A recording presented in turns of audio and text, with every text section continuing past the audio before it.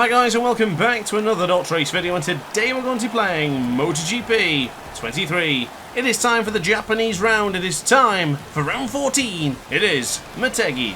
So here we go then, in a qualifying that didn't work out quite so well. We're starting from 14th in the wet. Let's see how we crack on. So already into the start there, not so bad, but a little bit sluggish off the line with riders coming ahead of us, as we're going to go and try hard on the brakes into turn 1. But of course, look at those treacherous conditions here in the Japanese GP of Motegi. Now I am hoping that the rain will subside a little bit, but from what I can see already, it doesn't look like it. The rain's coming down, it's bucketing it down in these 10 laps of Motegi, but quite late on the brakes as we take over into 12th position temporarily, or at least we are still in 12th, as Jose Antonio Rueda moves ahead of us there in 11th spot. And there is Ana Carrasco doing one of her best results so far in Moto3. Hard on the brakes, we'll go now for the most difficult corner, or at least one of the most difficult corners in Motegi. We are able to take a few more positions, so we're up to 9th place in the 5th turn, getting all jumbled up there it seems. So into the right hand side, championship rival, and of course our objective to beat in today's video is Daniel Holgado, who's leading the way, and he's reducing our championship advantage down to as little as 12 points if things remain the same.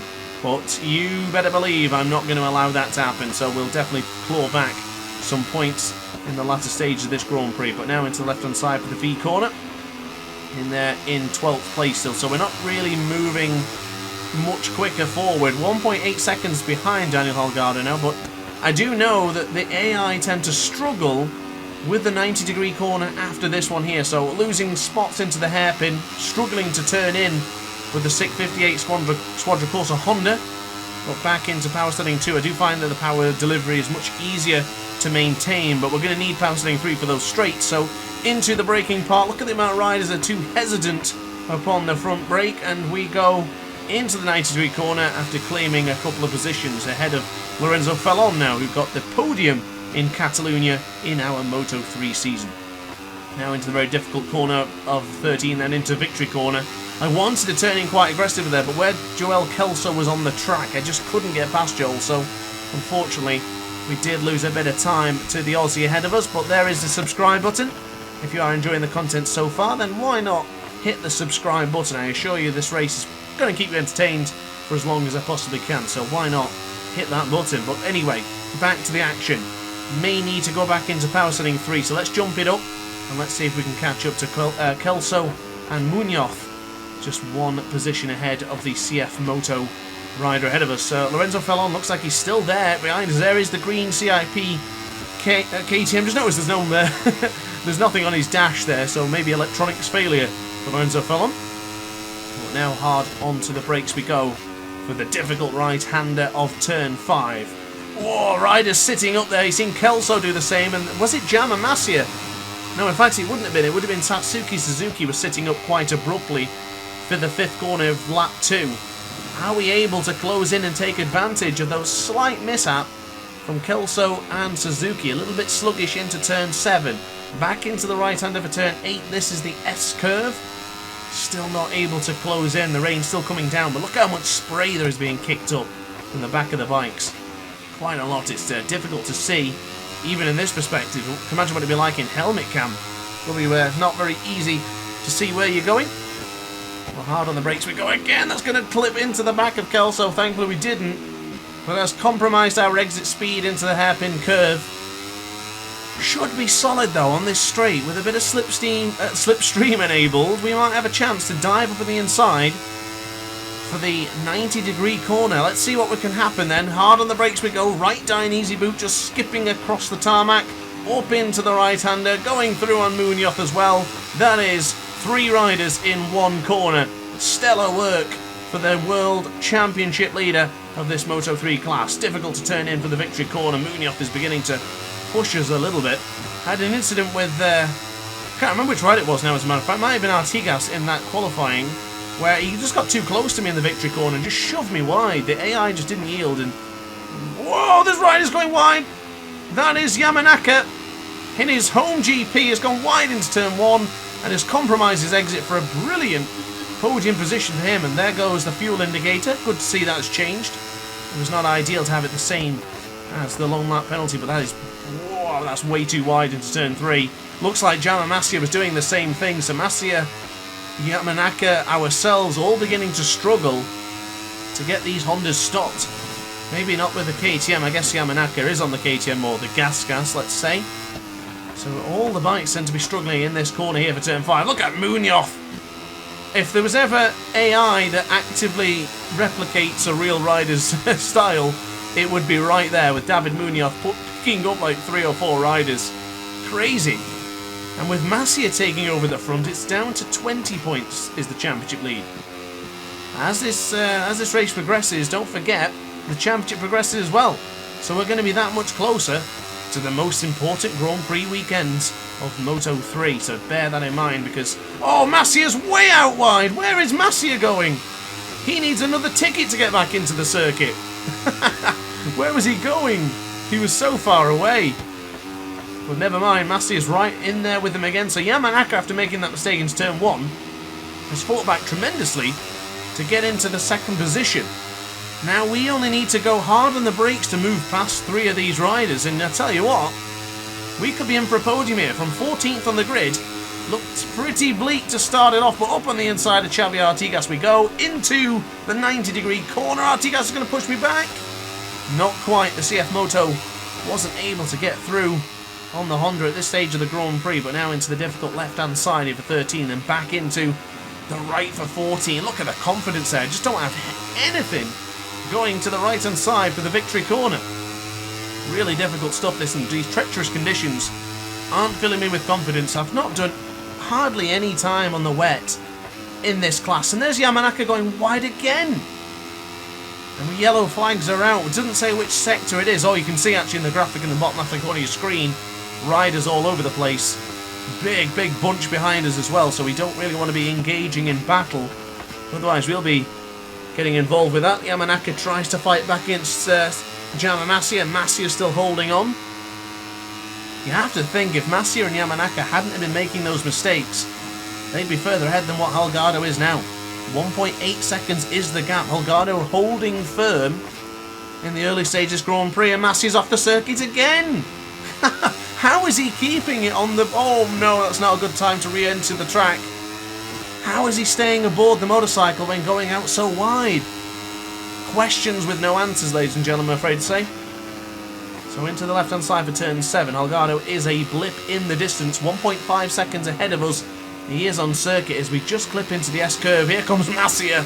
He has zero fear. He's been off the track 3 times, and yet here he comes again, pushing us into the V corner. There he goes again up on the inside. What the hell are you doing, Suzuki? Oh no! Suzuki absolutely ruined that one for me, and now I'm stuck in a wheelie, struggling to get back on the bike. I can't believe that. I cannot believe that. He absolutely pushed into me then. I couldn't do anything. I wasn't even accelerating. I was just... frustrating. That is really frustrating. But oh well. We're still back on the bike. We've still got plenty of opportunities to score points. It's just, can we do it? Such a shame. We really reduced the gap to... or at least the damage limitations, but look at us trying to fight back and get some more points. We're going to have as little... In fact, we're not going to get any points here in 18th spot. There's absolutely nothing on offer for us now. I'm losing the front here. I can't turn in. Oh, it's not a good spot to be stuck in. We're still... Oh, my goodness. I'm really struggling with the turn of direction there from left to right. I'm usually pretty rapid in the dry conditions, but here right now not going so well. Bit of contact there with Romano Fenati. Here comes Scott Ogden up on the inside with Colin Vire. So we're down with the teammate Riccardo Rossi's down there in 27th as well. So this has been a nightmare for the SICK 58 Squadra duo. Hard on the brakes we'll go, trying to recapture some points, but we're so far behind now. It's just not looking promising. I'm trying to stay on power setting 2 now so I can get a smoother power delivery out of some of these corners, but points now are not really going to come few and far between. There's going to have to really work for this. Oh, that's just not worked out in our favour at all, has it? Really disappointed with that one. I guess Suzuki really wanted that line into the V corner. It's not the first time we've been taken out by Suzuki this season. This seems to be a In fact, might be wrong there. I think it was Ayumi Sasaki that took me out in Silverstone. I think it was fellow Japanese, of course, compatriot to Tatsuki Suzuki. But I do feel like we've had a lot of contact from Suzuki at some point this season. But my mind escapes me for when that actually was. We're back into the third power option as I get too close to Ayumi Sasaki there. I'm going to try and leave a gap into the V corner just in case Scott Ogden wants to make a dive bomb. So that last lap time we did lose about 6 seconds on that exchange. So that puts us now 9.5 seconds behind the current race leader, who is 7 points behind us in the championship standings. Now, oh goodness me, bumped into the rear of Alonso there and he almost pushed me off the circuit. So let's go into the 90 degrees corner, late on the brakes. So just notice that Moreira's there as well. Not doing himself any favours for his championship challenge, is he? Not working out too well for the young Brazilian either. Now into the left-hand side. Look at Josh Watley eyeing up some points in this season's championship. David Salvador, and there is the graphic on the right-hand side of your screen. Do love to see that in this game. I think it's fantastic. Holgado with 25 points puts him 7 points behind us. Masia with 20 puts himself 32 points behind us. And there is Tatsuki Suzuki, not into the same hundreds just as of yet. And who's that that's gone wide? Is that Dennis on Chu? Goodness me, I couldn't move in at all then. That may have been on Chu. No sign of Yamanaka in the podium positions for his home race, but good to see Suzuki's up there, even though he did take me out. No penalty for him, of course. Whoa, what a move from Mario Aggi there. No prisoners taken from the number 64. Mario Studio Aggi. Number 64, of course. Straight up the inside. Hard on the brakes. We're going to try and get him back here into the most difficult turn 5. Very tight to the apex. Whoa! The rear wanted to come round on itself then. Thankfully I had the Honda to the left-hand side of me. And I don't think it was on Chu that made that mistake, because he's behind us now on 20th position. So it could have been Daniel Holgado's teammate, Felipe Farioli. So into the right-hand side for the S-curve. Oh, just not looking promising here in the wet. I don't know what it is, but as this race has gone on, the worse I'm beginning to cope. Really beginning to struggle now to get the bike stopped, to turn it in. I think the difficult part is that you've got to change your riding style when it's in the wet conditions like these. So you've got to brake early and make sure you're doing all of the work on the brakes, not trying to trail brake, because look at that. Really struggling to get this bike stopped. There's going to be no points on offer for us today. What an opportunity for this championship to blow wide open. I'm going to try and get past Fanati here so I can get back into my patented 3 or 4 rider lunge. Can we get on Chu as well? I'm just letting off the brakes slightly to bump into him. We do take over for 19th, but then it all comes crashing down when we get to the victory corner. Look at, I can't turn in. Look at the bike just slipping and sliding. Very difficult situation here to be in Motegi, the championship leader, sacrificing 25 points here. This is massive. Absolutely huge for our championship challenge. Back onto the brakes we go then. Oh, goodness me, what a punt! Oh, what a punt that was! Was that Fanati? Well, I'll be damned, guys and gals, but that's it. There's nothing else I can do now. We're so far behind. I think we better call it quits. Oh, such a shame. I'm really disappointed with that.